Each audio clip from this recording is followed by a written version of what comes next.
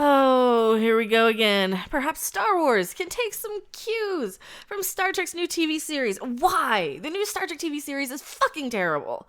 Oh my god, it is one of the worst things I've ever seen in my life. And I love Star Trek. At least I used to. Until we got Discovery. You know, I even gave Enterprise a pass because it was still Star Trek. And the JJ movies I could just write off because they're in their own universe. No, no, no. Bad. Bad. Who is this? Fan-sided? Dorksideoftheforce.com. Oh, Lord. Perhaps Star Wars can take some cues from Star Trek's new TV series. No, please don't. Star Wars and Star Trek both have 2 new TV series on air on the way. Maybe Lucasfilm can take a few lessons from the other space show. No, we're already getting Star Trek that is trying to copy Star Wars. This is why none of the technology makes sense. This is why the writing is like not Star Trek writing. It's like some of these plots wouldn't be terrible if it were Star Wars. You know, some of these things wouldn't be such an issue if it were Star Wars, because Star Wars isn't so much about having, you know, the science and the way the ships work so flushed out. Correct me if I'm wrong, but, you know, Star Trek is very much okay, in this time period, this type of ship can go this fast at this warp. And that's all established stuff. And now Discovery just kind of throws all that out the window, and they're like, okay, we're going to spore everywhere. We can just instantly jump anywhere because we're Battlestar Galactica, Star Wars, and every other science fiction thing now. Which, you know, and I'm not trying to knock any of the other franchises. I'm not. They just don't belong in Star Trek. Oh, these people. Fine, what do you have to say? With streaming services the way of the future, companies are creating as much original content as they can. Disney is no different with its service coming later this year, as it has announced 2 new Star Wars live-action series. Then, yeah, and one of them looks interesting-ish, and the other one is like, who cares, right? And I'm probably flipped on which one actually looks more interesting. Actually, for me, the one that looks a little more interesting is the Diego Luna one. Mandalorian, I don't know. I don't care. I really don't care. And even the Diego Luna series, it really has to be good. It really, really has to be good for me to get super interested in it. The announcements have fans excited with The Mandalorian, which seems to be shaping up with a solid cast led by Jon Favreau, and the Cassian Andor series bringing Diego Luna back to reprise his role from Rogue One. These 2 series have one glaring thing in common. They are male-led TV series. Oh, fuck you. Who cares? Who cares? But I would love to see a female-led Star Wars show sometime soon. It's called All of the New Movies. Go watch the new movies, you stupid woman. Go watch Last Jedi and Force Awakens. They are all female-led, so much to the detriment of the original male characters. What does it matter? Why do you care? Why? Susan Lasagna, what the fuck are her name? Why are you so obsessed with what is between somebody's legs? What does it matter? How does that matter on how well they do their job? Why do you care? Are you that much of a... What are you going to do? Go around checking people, like going and making them drop their pants before you can talk to them to see if they're valid or not in your opinion? That's kind of what we're getting to with some of these crazy people. They care more about what's in between somebody's legs than what's in their heart. And I'm so goddamn sick of it. You guys have no idea how sick of this I am. I want to see a female-led Star Wars show sometime. We already have it. That's the most important thing. We already have it, and they're terrible. They're not good movies. They're really not. I mean, Force Awakens is only worse because of The Last Jedi. That's something Star Trek is moving forward with. Star Trek Discovery has Sonequa Martin Green front and center, much to the show's detriment. That is what's wrong with it, is that they have the worst character ever in Star Trek front and center for so much of it. The episode last night, episode 2, Brother, wasn't nearly as terrible as episode 1 from Star Trek Discovery, season 2, because it had less Michael Burnham. That is the worst character. We don't want a bitchy cunt of a know-it-all character. That is what's wrong with Star Trek. She's a cunt. The character is just an absolute bitch, and they need to fix that. They really, really do. They really need to get rid of that character being so know-it-all and bitchy and just a horrible person. Just a horrible person. I'm tired of her. I'm tired of her smug expressions. I'm tired of how she's disrespectful to people on the ship. I'm tired of her needing to know everything, because she's a horrible character. And it recently announced the Michelle Yeoh-led series, a dynamic character who got too little screen time in Discovery. Well, that's because it was the Michael Burnham show starring Michael Burnham, featuring Michael Burnham as Michael Burnham. That's why. We didn't have any time for any character. But so which is it? Do we need more female characters, or we need fewer female characters to let the other female characters shine? Do you know how stupid you sound? Do you really understand how dumb this article sounds? I know there are going to be people screaming about SJWs ruining Star Wars, and we don't diversity or some nonsense shoved down their throat. Can you proofread your articles? Are you trying to say we don't want diversity or some nonsense shoved down our throat?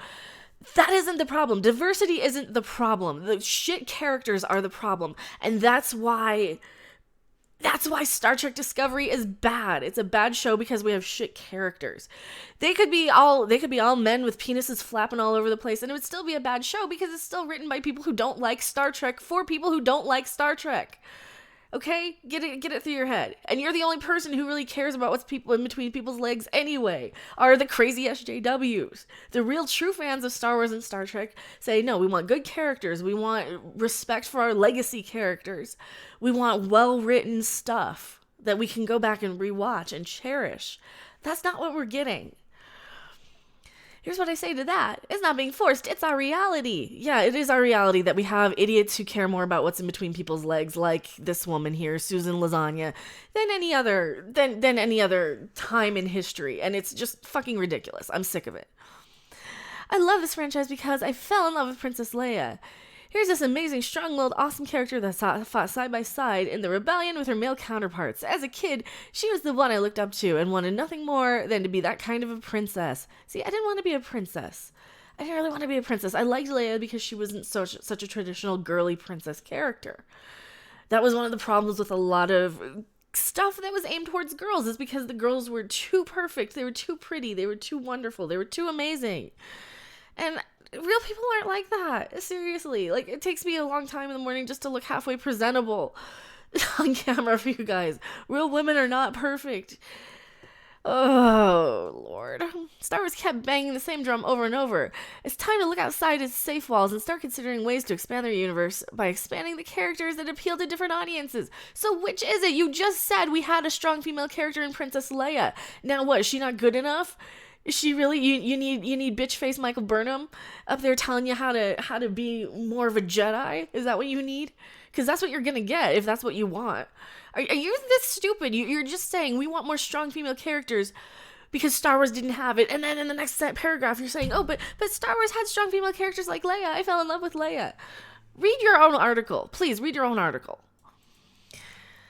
Interestingly enough, while Leia is an amazing character, there are a few other women from the original trilogy that stand out. Then there's Mon Mothma and Mon Mothma. Because it doesn't matter what's in between people's legs. It really, really, really doesn't. I don't care. We have good characters. We have strong characters. There's only like 4 characters in the whole movies that you really care about. You can't have so many characters on screen. It clutters the screen, and then nobody gets screen time. Nobody gets time to develop. Then we're left with characters like Poe Dameron who don't really do anything, or Finn, or Rose, or all these characters, because we have too many on screen. Because they're trying to squeeze in all the legacy characters, and completely take a shit all over their faces, and then they're trying to squeeze in all these new characters and take a half an hour trip over to Canto Bight and tell us why corporate greed is a bad thing. Coming from Disney, the greediest corporation, the evil empire itself. Kind of stupid. It's kind of stupid. It's no wonder that fans have gravitated to many of the animated female characters like Ahsoka, Sabine, or Hera. I'm saying Sabine wrong. I haven't actually watched the animated series. Forgive me. I know I'm supposed to. I know it's just a time issue, and I do need to watch Clone Wars. The movies do a nice job of bringing women to the forefront, but there are still steps Star Wars needs to take to catch up on Star Trek on the TV show front. No. I will be the first to warn you. I know a lot of people who watch this channel like Star Wars or Star Trek, and there's a lot of you that like both. If you are one of the people who only show up for the Star Wars content, let me kind of fill you in. The new Star Trek is not good. It is not something that real old school Star Trek fans want. It is kind of this appealing to the lowest common denominator crap. It is more JJ Kelvin universe bullshit. It is just not a good series. It's just really not. Perhaps it's time they boldly go someplace they haven't gone before. You know, like up your ass, lady, because you really don't know what you're talking about. Seriously, take this article, shove it up your ass. I just don't have words anymore to express how frustrating this is. This is what's wrong with Star Wars and Star Trek. People like this who care more about what's in between the legs of our characters than the quality of what's on screen, than the quality of writing, than the consistency, than how these characters relate to each other. Tell me what you guys think in the comment section below. Do you think this woman is just trying for clicks? Do you think she's just trying to piss off everybody? Do you think she actually believes this? Do you think she's one of these little brainwashed SJW types who believe that they're doing the right thing because it gets them their little woke points? It gets them their little endorphin rush for saying something that was not sexist in their head, but they're really too dumb to realize what they're saying is so extremely sexist and sometimes racist too. Sometimes they'll get on these, we hate white men things. I'm like, that's racist, you stupid people. Anyway, tell me what you guys think in the comment section below. I am Mecha Random 42, and I will hopefully get my review of Star Trek Discovery Episode 2 up tonight. Until then, the live reaction is still available until they copyright claim it. So thank you guys so much, and I will see you guys on the next video or live stream. Bye! Thanks for watching. If you liked it, make sure to hit that like button, and if you want to see more, don't forget to subscribe. See you in the next video. Bye!